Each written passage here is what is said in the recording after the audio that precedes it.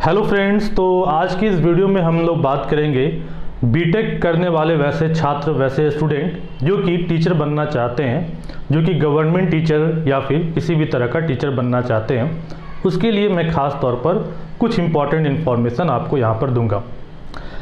आज से 5 महीने के आसपास पहले मैंने एक इस पर वीडियो बनाया था, जिसको आप लोगों ने बहुत सारा प्यार दिखाया और काफ़ी लोगों का मदद भी उस वीडियो के माध्यम से हुआ कि बीटेक और पॉलिटेक्निक वाले गवर्नमेंट टीचर बन सकते हैं कि नहीं। इसको लेकर मैंने उस वीडियो में काफ़ी डिटेल में चर्चा किया था।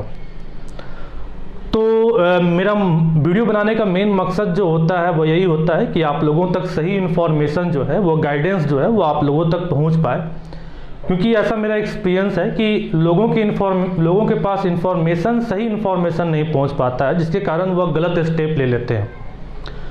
तो मेरा मुख्य मकसद इन वीडियो के माध्यम से यही होता है और मेरा कोई खास मकसद होता नहीं है।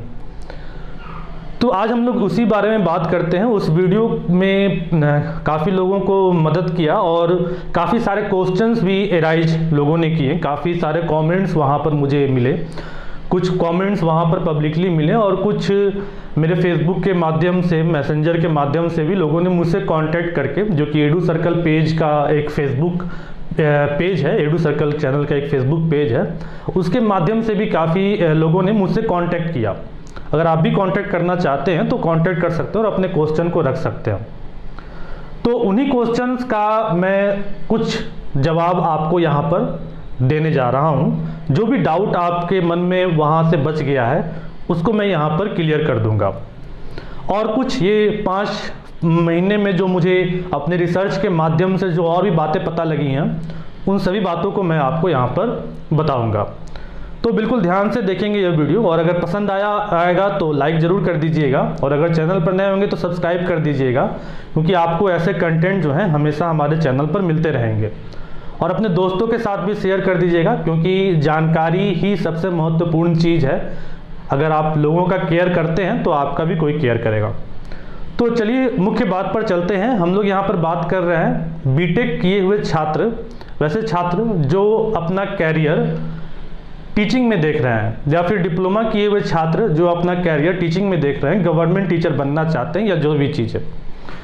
तो यहाँ पर ध्यान देने वाली बात सबसे पहले है कि आप बीटेक किए हों या कुछ भी किए हों, ठीक है। देखिए यहाँ बीटेक किए हों तो इसको मैं मान लेता हूँ ग्रेजुएट लेवल, ये तो है ही एक ग्रेजुएट लेवल, और आपने पॉलिटेक्निक किया है, ठीक है, तो वह हो गया इंटर लेवल, ठीक है। अब यहाँ पर ध्यान दीजिए, आपने ये कुछ भी किया है, ये सेकेंड थिंग है। पहला थिंग आपको क्या करना पड़ेगा, फर्स्ट थिंग आपको बीएड करना पड़ेगा, जो कि आप बीटेक के बाद कर पाएंगे, ठीक है। अगर आपने किसी भी तरह का ग्रेजुएशन लेवल का डिग्री ले रखा है तो आप बीएड कर सकते हैं, या फिर आपको डीएलईडी करना पड़ेगा, जिसको कहीं कहीं पर बीटीसी के नाम से भी जानते हैं, तो वह आपको करना पड़ेगा। या आप डायरेक्ट पॉलिटेक्निक के बाद, डिप्लोमा के बाद, या फिर किसी भी इंटर लेवल का डिग्री है उसके बाद आप कर सकते हैं, या फिर आप बीटेक के बाद भी आप कर सकते हैं। कहीं कोई दिक्कत की बात नहीं है, बीटेक वाले दोनों कोर्स कर सकते हैं, लेकिन पॉलिटेक्निक वाले डीएलएड या बीटीसी वाले कोर्स कर सकते हैं। अब इन कोर्स में देखिए, मैं जहां तक रिकमेंड करता हूं बीटेक वाले को या फिर पॉली वाले को, किसी को भी मैं रिकमेंड करता हूं कि वह बीएड कोर्स करें। बीएड कोर्स करने से क्या फ़ायदा है कि अभी के टाइम में आप प्राइमरी में तो जा ही सकते हैं, जो कि डीएलएड कोर्स का मेन स्कोप है, ठीक है। ये डीएलएड कोर्स और बीटीसी कोर्स जो है इसका मेन है प्राइमरी, ठीक है। लेकिन इसको भी अलाउ कर दिया गया है, क्लास 8 तक इसको भी अलाउ कर दिया गया, ठीक है। चूंकि बीएड वाले को प्राइमरी में जाना अलाउ किया गया, इसीलिए डीएलएड वाले को क्लास 8 तक जाने का अलाउ कर दिया गया। तो आप यहाँ पर प्राइमरी से लेकर क्लास 12 तक जा सकते हैं, ठीक है, अगर आपने बीएड कोर्स किया है तो। अब अगेन यहाँ पर आपको अगर 12th में जाना है, ठीक है, सीनियर में जाना है, तो आपको यहाँ पर पीजी कोर्स एक लगाना पड़ेगा, ठीक है, पीजी कोर्स लगाना पड़ेगा। अब बहुत लोग पीजी कोर्स जैसे कि बीटेक और इसके बारे में बात कर रहे हैं, तो मैं यहाँ पर तत्काल ले लेता हूँ पीजी कोर्स को एमटेक, ठीक है। बाकी आप मैथ से या साइंस से किसी से भी पीजी कोर्स कर सकते हैं। अब यहाँ से हमारी बात जो है वह जहाँ कन्फ्यूजन आप लोगों को हो रहा है उसको मैं यहाँ से क्लियर करने की कोशिश करता हूँ। देखिए अब आपने बीटेक किया, ठीक है, क्लियर हो चुका है कि आपने क्या कोर्सेज किए, बीटेक किया, एमटेक किया, ठीक है। अब यहाँ पर जरा समझिए, प्राइमरी के लिए सबसे पहले हम लोग समझते हैं प्राइमरी के लिए क्या एलिजिबिलिटी क्राइटेरिया है, ठीक है। प्राइमरी के लिए आपके पास कोई टीचर ट्रेनिंग होना चाहिए, ठीक है, कोई भी टीचर ट्रेनिंग होना चाहिए, वो बीएड हो या फिर डीएलएड हो, कोई भी टीचर ट्रेनिंग आपके पास होना चाहिए। और साथ में आपके पास क्या होना चाहिए, इंटर लेवल का 12 तक का कोई डिग्री होना चाहिए, ठीक है, तो आप प्राइमरी में जा सकते हैं। क्लियर है बात। तो आपने बीटेक किया है, तो बीटेक किया है इसका मतलब है कि आपने 12th ऑलरेडी कर लिया होगा। क्लियर है, आपने 12th ऑलरेडी कर लिया होगा। तो 12th ऑलरेडी कर लिया होगा तो आप इसके लिए एलिजिबल हो जाते हैं, कहीं से कोई दिक्कत की बात नहीं है, यहाँ पर कोई दिक्कत की बात नहीं है, ठीक है। अब यहाँ पर डिप्लोमा वाले लोगों का बात आता है, तो डिप्लोमा 12th के बराबर इक्विवेलेंट मान लिया जाता है, इसीलिए उनको भी हम लोग यहाँ पर मान के चलेंगे कि वह भी क्या होंगे कि एलिजिबल हो जाएंगे। अब मानने वाली बात में भी आपको आगे क्लियर कर देता हूं कि क्यों मैं बोल रहा हूं ये मानकर, या फिर मैं क्राइटेरिया कैसे आपको बता रहा हूं, कैसे यह सभी बातें जो है मैं आपको बता पा रहा हूं। पहले हम लोग इसको समझ जाते हैं, ठीक है। सेकेंडरी की बात कर लेते हैं, ठीक है, सेकेंडरी की बात कर लेते हैं। सेकेंडरी का मतलब हो गया कि क्लास 8 तक के लिए, ठीक है।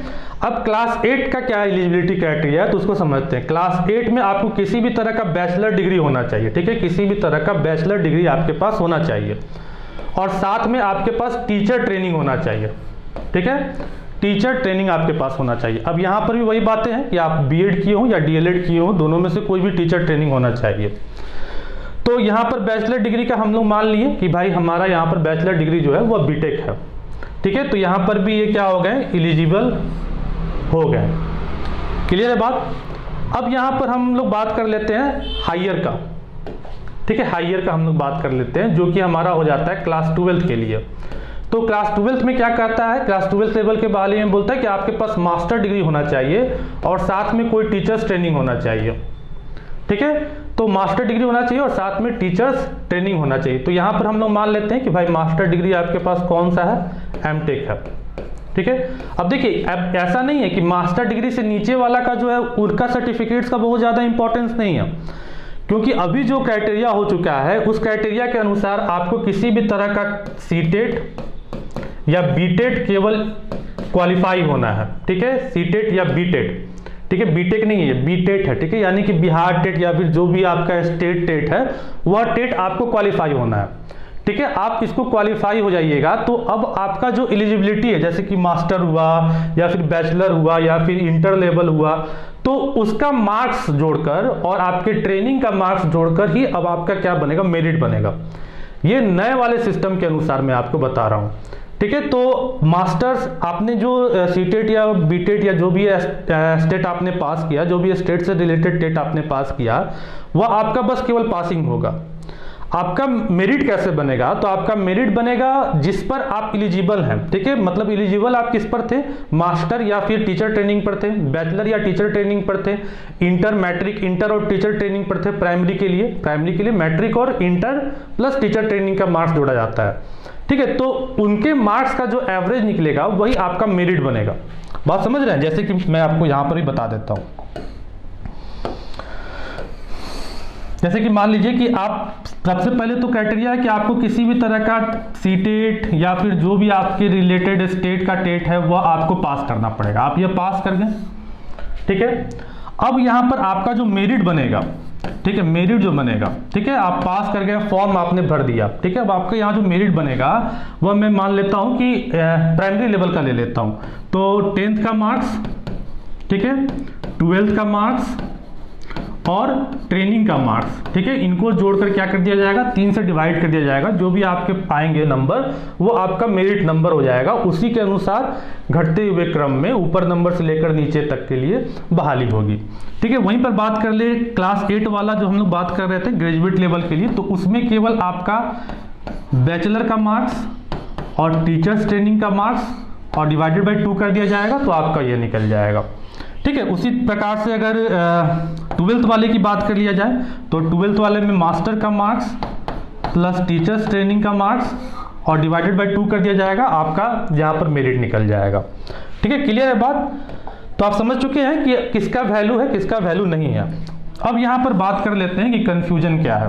देखिए, एक संस्था है, ठीक है, जिसका नाम है KVS, केंद्रीय विद्यालय स्कूल।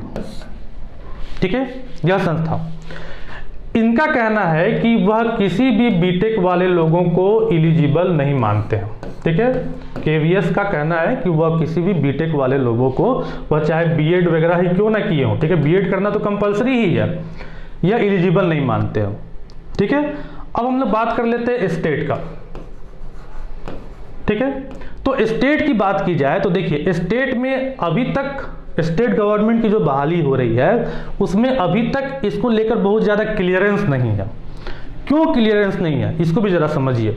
देखिए, मैंने इसके रिलेटेड जो काउंसिल है, टीचर्स ट्रेनिंग की जो काउंसिल है, उसको भी मैंने मेल किया, और राज्य सरकार के अंतर्गत में भी जो ये सभी बहाली कराती है उसको भी मैंने मेल किया, कोई रिस्पॉन्स मुझे नहीं मिला।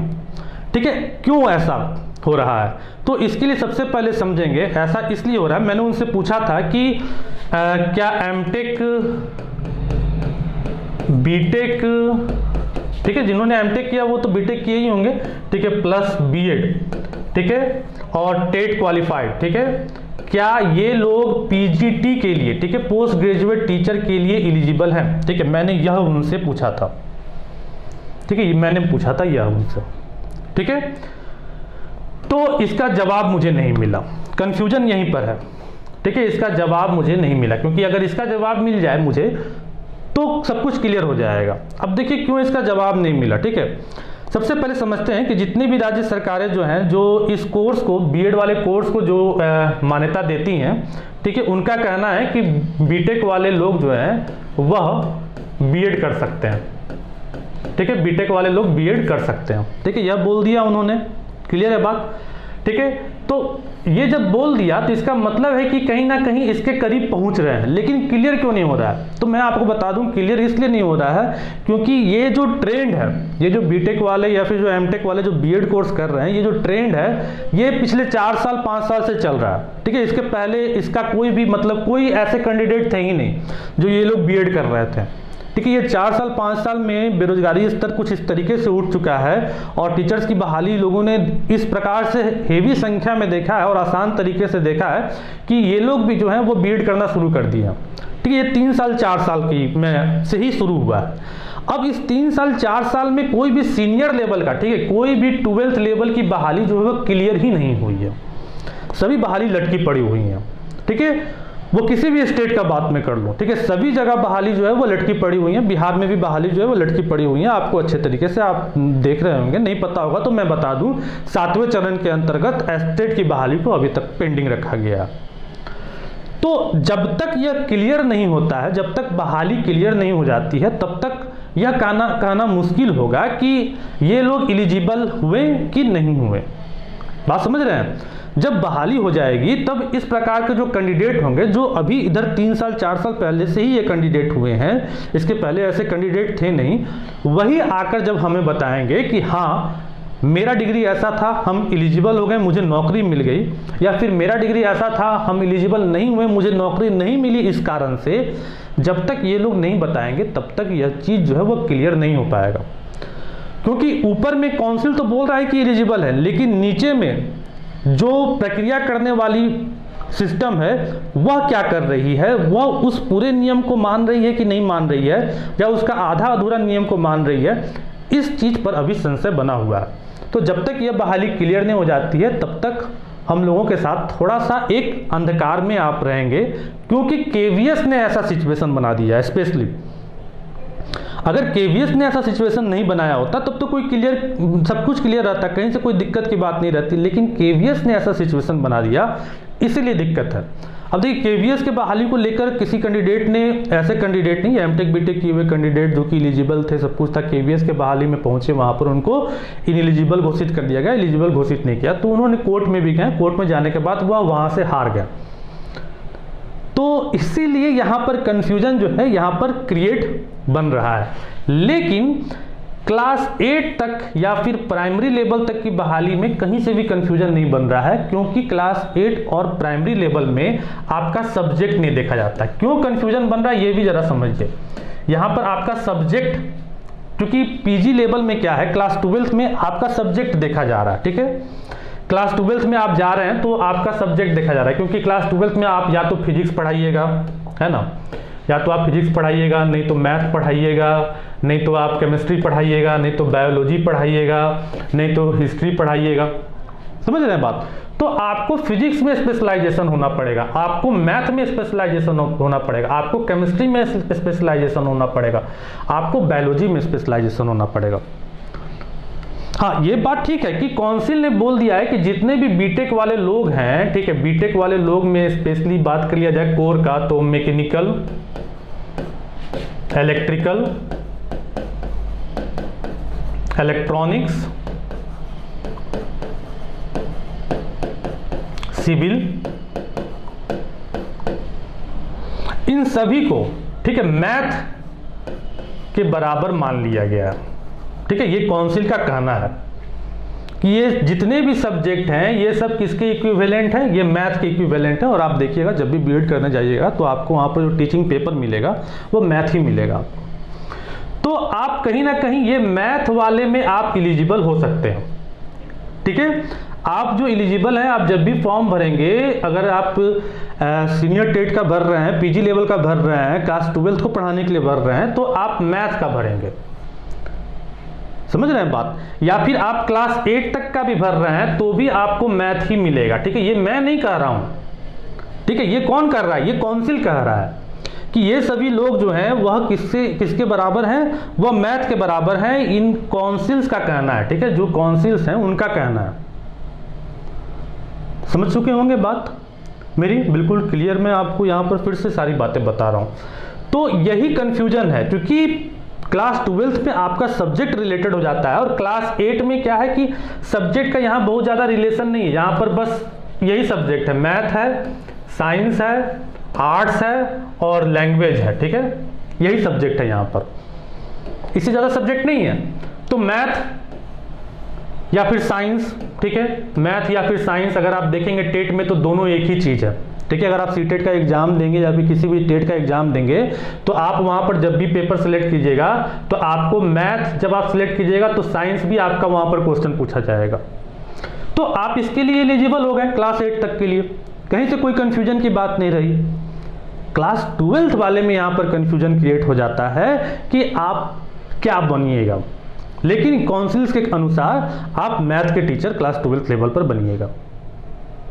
प्राइमरी में कहीं से कोई दिक्कत नहीं रहता है, क्योंकि प्राइमरी में जो टीचिंग क्राइटेरिया होता है वह इन किन्हीं चीज़ों से नहीं होता है। प्राइमरी में जो टीचिंग होता है वह बिल्कुल अलग तरीके से होता है। उसमें साइंस, लैंग्वेज और मैथ, इन तीनों को एक ही प्लेटफॉर्म में रखा जाता है। ठीक है, प्राइमरी में समझ रहे हैं बात मेरी। प्राइमरी में साइंस हो, लैंग्वेज हो या फिर मैथ हो, ये तीनों चीज़ जो है एक ही क्राइटेरिया में आती हैं।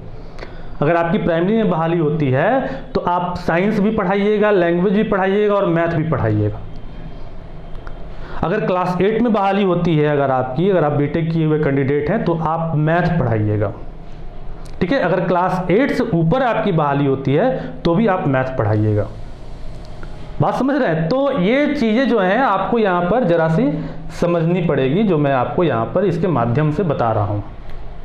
अब एक और बात यहाँ पर कहता है कि आपको 2 साल, ठीक है, 2 ईयर, कैसे यह फिक्स होता है मैथ का, तो कहता है कि आपको 2 साल जिस सब्जेक्ट के आप टीचर बन रहे हैं, ठीक है, क्लास 8 में आप मैथ के और साइंस के दोनों के टीचर बन रहे हैं। ठीक है, स्पेशलाइजेशन आपको मैथ का मिल रहा है और आप साइंस के भी टीचर बन रहे हैं। ठीक है, अब बोलता है कि कैसे आपको यह सब्जेक्ट का स्पेशलाइजेशन किया जा रहा है कि आप मैथ के बनिएगा कि फिजिक्स के बनिएगा कि साइंस के बनिएगा, ये बात कैसे निर्णय लिया जा रहा है। तो इनका कहना है कि आपकी ग्रेजुएशन के टाइम में, ठीक है, जब आप ग्रेजुएशन कर रहे हैं किसी भी सब्जेक्ट से कर रहे हो, ठीक है, कोई मतलब नहीं है, बायोटेक्नोलॉजी से कर रहे हो, कोई भी मैं सब्जेक्ट से कर रहे हो, एरोनॉटिक्स, कुछ भी, व्हाटएवर सब्जेक्ट से आप कर रहे हो, आपका 2 साल मैथ होना चाहिए तो आप मैथ के टीचर बनिएगा।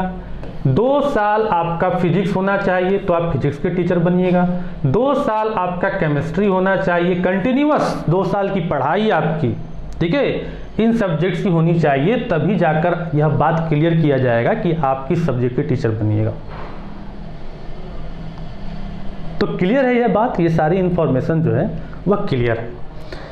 तो गवर्नमेंट वाली बात आप समझ चुके हैं। देखिए गवर्नमेंट ही एक आपके पास रास्ता नहीं है, ठीक है, आपको अपना नज़रिया जो है थोड़ा और ऊंचा करना पड़ेगा। देखिए गवर्नमेंट में क्या है, गवर्नमेंट में इंफ्रास्ट्रक्चर अच्छे नहीं है, पेमेंट्स कंटिन्यूअस आपको नहीं मिलते हैं, आपका लाइफ स्टाइल बहुत ही पुअर हो जाएगा, आपको बहुत ही सुदूर गाँव में, आपको आपके होम टाउन में नौकरी मिलेगा, इस बात का कोई ज़रूरत नहीं है, आपको बहुत ही इंटीरियर गाँव में भी जॉब मिल सकता है। अगर आप में क्वालिटी है, आपने बीटेक किया है, एमटेक किया है, अगर आप में क्वालिटी है तो आप प्राइवेट सेक्टर में भी बहुत ज़्यादा पैसे अर्न कर सकते हैं। प्राइवेट सेक्टर में अगर आप क्लास 12th लेवल के सीबीएसई स्कूल में या फिर आईसीएसई स्कूल में अगर आप जाते हैं तो वहाँ आपको अच्छे पैसे आज के डेट में पीजीटी लेवल में 50,000 रुपये आपको वहाँ पर आसानी से मिल सकते हैं। और आप वहाँ पर अपना सब्जेक्ट चूज कर सकते हैं कि आप फिजिक्स पढ़ाइएगा कि केमिस्ट्री पढ़ाइएगा कि मैथ पढ़ाइएगा। वहाँ पर आपके लिए बिल्कुल आज़ादी है और आप बिल्कुल एलिजिबल हैं, कहीं से कोई दिक्कत की बात नहीं है। और आप जानते हैं अपने इंडिया में प्राइवेट स्कूल जो है उनका रेपुटेशन बहुत ज़्यादा ऊपर हो चुका है, काफ़ी अच्छे फैसिलिटी है, लाइफ स्टाइल भी आपको अच्छे मिलेंगे और एक अच्छे शहर में भी आप रहिएगा। और आपके बच्चे का भी एडुकेशन जो है उसी स्कूल में हो जाएगा फ्री ऑफ कॉस्ट।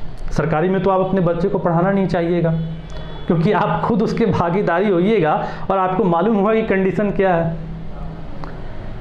तो प्राइवेट स्कूल में भी आप जा सकते हैं, अगर आप में वह एबिलिटी है, वह कैपेबिलिटी है, तो आप वहाँ पर भी जा सकते हैं।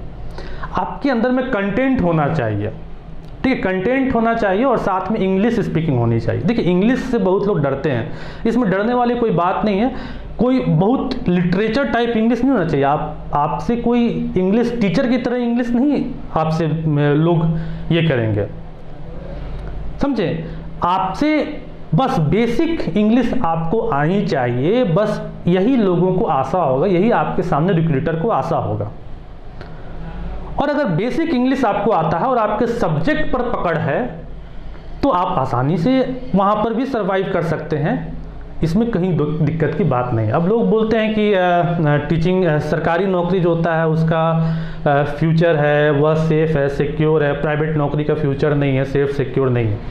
तो देखिए मैं आपको ये बात बताना चाह रहा हूँ, देखिए अगर आप सरकारी नौकरी से जिस दिन निकाले जाइएगा ना, वहाँ से भी लोग निकाले जाते हैं, ठीक है। जिस दिन आप सरकारी नौकरी से निकाले जाइएगा आप कहीं के भी लायक नहीं रहिएगा। लेकिन अगर आप एक प्राइवेट संस्था से निकाले जाइएगा ना, तो आप उससे बेहतर एक प्राइवेट संस्था में चले जाइएगा। तो यह भी आपको समझना पड़ेगा कि प्राइवेट संस्था में जाने का मतलब है कि आप कभी भी ऊपर ही जा रहे हैं, आपका एक्सपीरियंस वहां पर कभी भी काउंट हो रहा है, आप ऊपर ही जा रहे हैं। लेकिन सरकारी संस्था में जाने के बाद आप ऊपर नहीं जा रहे हैं, आप यहाँ पर रुक चुके हैं और अब यहाँ से नीचे जाइएगा, ठीक है। तो ये चीज़ भी आपको समझना पड़ेगा। इसके अलावा जिनमें क्वालिटी है वह कोचिंग में भी जा सकते हैं, तो स्कूल्स की बात हुई, कोचिंग में भी जा सकते हैं, आईटी जेई नीट के कोचिंग में भी जा सकते हैं। और आईटी जेई नीट के कोचिंग वाले तो लाख रुपए देते हैं। अगर आप में कैपेबिलिटी है, अगर आप अच्छे टीचर हैं तो मुंह बोला पैसा दे रहे हैं लोग। आप चेक कर सकते हैं, आप अपने कैपिटल वाले शहर जो भी आपके रेपुटेड इंस्टीट्यूशन होंगे नज़दीक में, या फिर कोटा या दिल्ली जैसे जो शहर हैं जहाँ पर तैयारियाँ हो रही हैं, या फिर पटना या जो भी शहर हैं, वहाँ पर आप पता कीजिए लाख रुपए महीने के मिलते हैं आईआईटी जेई और नीट पढ़ाने वाले टीचर को, फिजिक्स केमिस्ट्री मैथ बायोलॉजी पढ़ाने वाले टीचर को। और सरकारी में बात किया जाए तो सरकारी में अभी जो नया पे स्केल लागू हुआ है उसके अनुसार 23,000 आपको मिलेंगे और इन हैंड कट के आपको 19,000 रुपये मिलेंगे। ये सीनियर लेवल की बात नहीं कर रहा हूँ, मैं प्राइमरी लेवल की बात कर रहा हूँ। सीनियर लेवल में आपको 25, 26, 27,000 रुपये के आसपास आपको वहाँ पर मिलेंगे। हाँ ठीक है, बढ़ेगा, बढ़कर आपको 1 साल बाद बढ़कर आपको 35,000 हो जाएंगे। मैं मान लेता हूँ कि आपको 50,000 वहाँ पर भी मिल रहे हैं। लेकिन प्राइवेट कोचिंग में आपको जहाँ आज लाख रुपया दे रहा है, कल वो आपको 1.5 लाख रुपया देगा आपके एक्सपीरियंस के हिसाब से। तो आपको यह भी बात समझना पड़ेगा। तो मैं यहाँ पर सब्जेक्ट से रिलेटेड भी लोगों को कन्फ्यूजन था तो वो भी बता देता हूँ। देखिए आपके पास गवर्नमेंट में तो बस एक ही सब्जेक्ट है, आपको मैथ पर फोकस करना है अगर आप गवर्नमेंट में जाना चाह रहे हैं तो। और अगर आपको गवर्नमेंट के अलावा और भी जगह स्कोप लेकर चलना है, जैसा मैं बार बार बोलता हूँ कि भैया गवर्नमेंट के अलावा भी कुछ रास्ता सोच के चलिए, वरना बाद में बहुत पछताना पड़ेगा, क्योंकि गवर्नमेंट का कुछ भी निश्चित नहीं है क्या होता है क्या नहीं होता है। आप मेरिट में रहिएगा तो भी आपका कहीं रिजल्ट नहीं आए, कुछ धांधली हो जाए, कुछ भी हो सकता है। तो सब्जेक्ट के हिसाब से अगर मार्केट में सब्जेक्ट, कौन से सब्जेक्ट ऐसे बीटेक वाले कैंडिडेट को सबसे ज़्यादा लोग रिक्रूट करते हैं, बहुत ज़्यादा अट्रैक्ट करते हैं, चुटकी में आपको नौकरी मिल जाएगा, उसके लिए मैं बता रहा हूँ। तो सबसे पहला सब्जेक्ट जो मैंने रखा है यहाँ पर केमिस्ट्री रखा है, ठीक है। बीटेक वाले अगर केमिस्ट्री के टीचर हैं तो वह नंबर 1 है। अब क्यों? क्योंकि केमिस्ट्री का जो फील्ड है ना वो बिल्कुल खाली पड़ा हुआ है, बीएससी केमिस्ट्री करने वाले लोग ही नहीं है मार्केट में। आप अपने लोकल एरिया में देखिएगा केमिस्ट्री के टीचर आपको बहुत कम मिलेंगे। बीटेक वाले क्या करते हैं, जनरली फिजिक्स पढ़ाते हैं, ठीक है। जनरली बीटेक वाले जो हैं वह फिजिक्स पढ़ाते हैं क्योंकि उनको यहाँ पर आसानी पड़ता है। तो जो रास्ता आपके लिए आसान है वो सबके लिए आसान है, सभी फिजिक्स पढ़ाते हैं। तो फिजिक्स में भीड़ हो चुका है, बहुत सारे बीटेक वाले हो चुके हैं फिजिक्स में, तो फिजिक्स में भीड़ हो चुका है। फिजिक्स के बाद कुछ लोग डेयर करते हैं, कुछ लोग हिम्मत दिखाते हैं तो मैथ में जाते हैं, ठीक है। मैथ भी एक नंबर है, इसका भी बहुत टॉप का स्कोप है। अभी के टाइम पर मैं अगर स्कोप के अनुसार बोलूं तो 1 नंबर केमिस्ट्री को दूंगा, 2 नंबर मैथ को दूंगा और 3 नंबर पर मैं फिजिक्स को दूंगा। तो अगर आप इन सब्जेक्ट में क्लास 11, 12, IIT, JEE, नीट, देखिए बहुत ज़्यादा टफ नहीं है। अगर अभी भी आप बुक पलटना शुरू करेंगे, पढ़ाना शुरू करेंगे, 1-2 बच्चे से पढ़ाना आप शुरू कीजिए, ठीक है। मैं कोचिंग का भी बात करता हूँ कि आप अपना कोचिंग कैसे इस्टेब्लिश कर सकते हैं। अगर 1-2 बच्चे से भी आप पढ़ाना शुरू कीजिएगा, अपना नोट्स वगैरह अभी से भी बनाना शुरू कीजिएगा। इंटरनेट पर, यूट्यूब पर बहुत सारे मटेरियल अवेलेबल हैं, कुछ मटेरियल्स आप खरीद के मंगा लीजिएगा, उसी के अकॉर्डिंग आप पढ़ाना शुरू कीजिएगा। तो 1 साल में आप केमिस्ट्री के टीचर बन सकते हैं, कहीं कोई दिक्कत की बात नहीं है। बस यह एक खौफ है, ठीक है, आपके ना करने की एक चाहत है, आपको फिजिक्स आसान लग रहा है इसीलिए आप उसमें जाना चाह रहे हैं। वरना अगर आप केमिस्ट्री कर लेते हैं तो आप सबसे ऊपर हैं, सबसे टॉप पर है, क्योंकि कैंडिडेट ही नहीं है केमिस्ट्री का, केमिस्ट्री का कैंडिडेट ही नहीं है। और केमिस्ट्री की नहीं करना है तो आप मैथ में जाइए दूसरे नंबर पर और फिजिक्स पे जाइए। तो मैंने क्लियर कर दिया आपको कि आप समझ चुके होंगे कि मैं क्या बताना आपको चाह रहा हूँ। और बात जहाँ तक जिनको अपनी कोचिंग खोलनी है तो आप अपना कोचिंग भी खोल सकते हैं। यह स्वरोजगार एक बहुत ही अच्छा रोजगार है, स्वरोजगार हमेशा एक अच्छा रोजगार होता है, लेकिन आपको थोड़ा सा उसमें स्ट्रगल ज़्यादा करना पड़ेगा। आप कोशिश कीजिएगा कि आप अपने होम टाउन पर ही कोचिंग अपना खोलें, क्योंकि उससे क्या होगा, आपका कुछ कॉस्ट जो है वह कटेल हो जाएगा, रहने खाने का आपका जो खर्च जो है वह कम हो जाएगा। तो आप कोचिंग भी अपनी खोल सकते हैं, ऑफलाइन ऑनलाइन किसी भी तरह का कोचिंग खोल सकते हैं। ऑनलाइन में भी आजकल बहुत सारे फैसिलिटीज़ जो हैं वह अवेलेबल हैं, आप अपना एप्लीकेशन वगैरह बनाकर कर सकते हैं, यूट्यूब वगैरह पर वीडियोज़ वगैरह बना सकते हैं। जिस प्रकार से मैं बना रहा हूँ आपको लोग धीरे धीरे पहचानना शुरू करेंगे, जानना शुरू करेंगे। या फिर ऑफलाइन टीचिंग में की ही बात कर लूँ तो आज आप अगर 1 लड़के को पढ़ाएंगे तो कल 2 लड़का होगा, कल परसों 3 लड़का होगा। तो ये थोड़ा सा स्लो प्रोसेस है लेकिन एक स्टेबल प्रोसेस है, आप इसको भी अच्छे ढंग से कर सकते हैं। ये बिजनेस जो होता है आपको स्टार्टिंग में थोड़ा सा आपसे पैसे और वक्त और पेशेंस, ये 3 चीज़ें आपसे लेती हैं। अगर आप पैसा, वक्त और पेशेंस, ये तीनों चीज़ अगर आप स्टार्टिंग में लगा देते हैं तो कुछ साल बाद, 3 साल, 4 साल, 5 साल बाद आपको इसका एक अच्छा रिजल्ट देखने के लिए मिलता है। तो आप को अपना कोचिंग भी स्टार्ट कर सकते हैं। अपना कोचिंग के लिए भी इसी प्रकार से सब्जेक्ट का क्राइटेरिया रखता हूँ। अगर आप अपना कोचिंग खोलते हैं तो आप सबसे पहले केमिस्ट्री को कोशिश कीजिए पढ़ाने का, और केमिस्ट्री के बाद मैथ पढ़ाने की कोशिश कीजिए, तब आप फिजिक्स पढ़ाने की कोशिश कीजिए। तो आई होप कि मैंने सारी बातें जो हैं इस वीडियो में कवर कर दी हैं। अगर अभी भी कुछ डाउट वगैरह रहता है, अभी भी कुछ मन में कुछ संशय रहता है तो आप मुझे कमेंट कर सकते हैं, या फिर एडू सर्कल फेसबुक पेज के माध्यम से मुझे मैसेंजर के थ्रू मैसेज भी कर सकते हैं। या फिर और भी अगर आपके पास मेरा कोई कांटेक्ट का तरीका हो तो आप मुझसे कांटेक्ट करके पूछ सकते हैं, मैं आपको उसके जवाब देने की बिल्कुल कोशिश करूँगा। यहाँ पर मैंने बिल्कुल साफ क्लियर कर दिया है आपको कि मार्केट में क्या स्थिति है, बीटेक वाले का टीचर बनने का क्या पोजीशन है और कितना डिमांड है और किस प्रकार से चीज़ें। तो आई होप कि आपको यह वीडियो पसंद आया होगा। वीडियो पसंद आया होगा, यहाँ तक अगर पहुँच गए होंगे तो एक लाइक तो ज़रूर करके जाइएगा, ठीक है। अगर चैनल पर नए होंगे तो सब्सक्राइब कर दीजिएगा। अगर पिछला वाला वीडियो आपने नहीं देखा है तो मैं आई बटन पर लगा दूंगा, उसको देख लीजिएगा, या फिर एंड में मैं लगा दूंगा, उसको देख लीजिएगा, ठीक है। एंड में आपको लगा हुआ मिल जाएगा, उसको देख लीजिएगा। और क्या कहूँ, तब तक के लिए यही कहना चाहूँगा कि अब मैं आपसे विदा लेना चाहूँगा। जो भी मन में डाउट हो और भी कोई चीज़ें अगर बच गई हो, आप पूछना चाहते हो तो आप बेशक मुझसे पूछ सकते हैं, मैं आपके कमेंट का इंतज़ार करूँगा। अपने दोस्तों के साथ भी शेयर कर दीजिएगा, क्योंकि आज आप किसी का केयर कीजिएगा तभी कल आपका कोई केयर करेगा। तो फिर से मिलेंगे किसी और वीडियो में किसी और चीज़ों को लेकर, तब तक के लिए थैंक्स, बाय बाय।